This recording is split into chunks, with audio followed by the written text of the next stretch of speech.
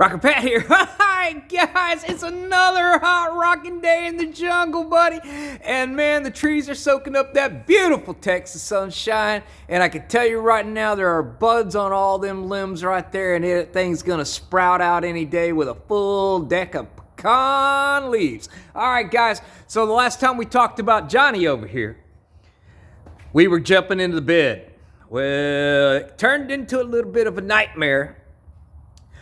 I said that I had ordered a couple of these panels for this bed. Now, I looked, and nowhere did I see anywhere where they talked about how thick any of this was. And you get benefit of the doubt, and sometimes you get burned.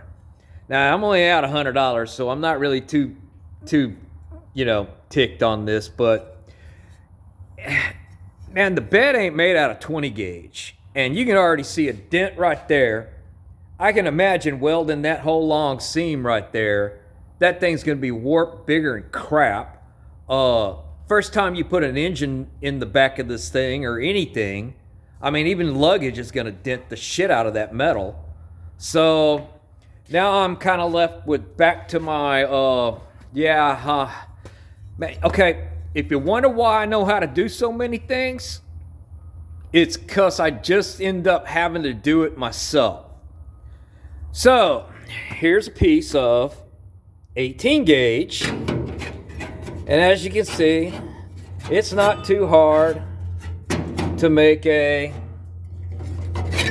few folds and get this where. Now, the problem isn't making this one right here. We can make that. The question becomes when it becomes the rinse, repeat, rinse, repeat, rinse, repeat, rinse, repeat, all the way across that bed. Now, it would have been nice to be able to replace that much, and then I have a piece of Cleveland over there I was going to put at the back, but now I'm probably just going to go where I need to go and build it myself. Now, the problem is,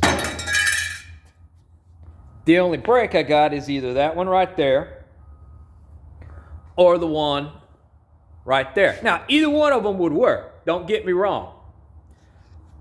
But I remembered my buddy, who happens to have the transmission from my Cherokee poo. Hey man, bring that over here. And so I got his Harbor Freight one over here. Now, there's some serious problems with being able to bend 18 gauge in this bender, but I have discovered all its issues and have devised a plan to start solving them. The biggest issue is this piece of 1/2-inch plate steel, okay, has no back on it, and it just flexes right in the center and pulls out away from the bed. So I just happen to have that big chunk of 3/8-inch thick angle iron, and I'm going to weld that to that today to help strengthen that up so that that back doesn't move. Another problem that this thing has is that these right here that hold the distance forward to back so that the knife edge is right up at the angle where it needs to be. When they cast this, in order for me to get this one over here in the right spot, it's kind of dark over there, so let's look at this one. The bolt needs to come back further, but it lands on top of this ramp and it always wants to slide open. So I'm going to fix that. Another problem this has is that it uses these little things right here to keep it like this, and they're not doing anything. So I think I'm going to put a piece of angle iron or something like that where it comes up, and then, where it's just right here and it can't twist. Oh, sorry, I didn't have that. Where it's like this, back all the way to the back, okay? So that this doesn't twist out of this groove right here, okay?